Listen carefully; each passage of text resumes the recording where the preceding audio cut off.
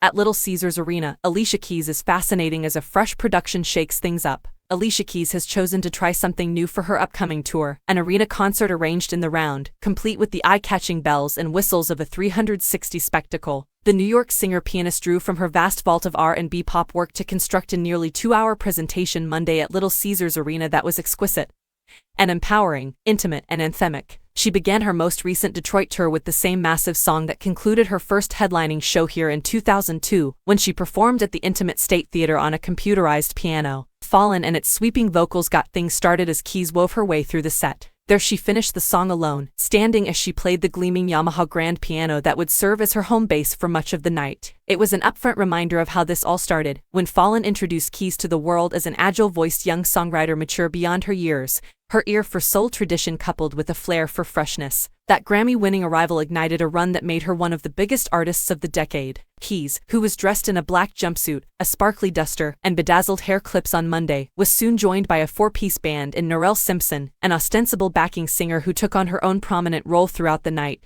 The set featured only a few songs from Keys' most recent 2 albums, highlighted by a seductive "Come For Me" as she lay sprawled on a stairway at one end of LCA, the kind of theatrical flair that distinguishes this tour from prior iterations. Keys largely gravitated to her earlier career music, sculpting the kind of flow where the angled edges of Karma gave way to the sweet and sour flavors of Try Sleeping with a Broken Heart and Quiet Storm stylings of Unthinkable. 12 dates into her Keys to the Summer tour, she looked polished and poised in her elaborate new concert environment, periodically venturing down a pair of runways that spanned the arena floor. The lighting was dazzling, the on-screen visuals sharp and lively, a pyramid of green lasers encased Keys for the Prince meets Diana Ross anthem like You'll Never See Me Again, while throbbing bass underlined My Boo, where she was joined by a male dancer in lieu of studio partner Usher. Despite all the production trimmings, the show maintained a close-knit feel because the arena's upper sections were curtained off. That's often an impromptu fix for sluggish ticket sales, but here Keys had it planned from the outset to cultivate an intimate vibe. She reappeared in sunglasses after a mid-show wardrobe change for a portion that pared things down as she sat at an upright piano for a riveting solo segment.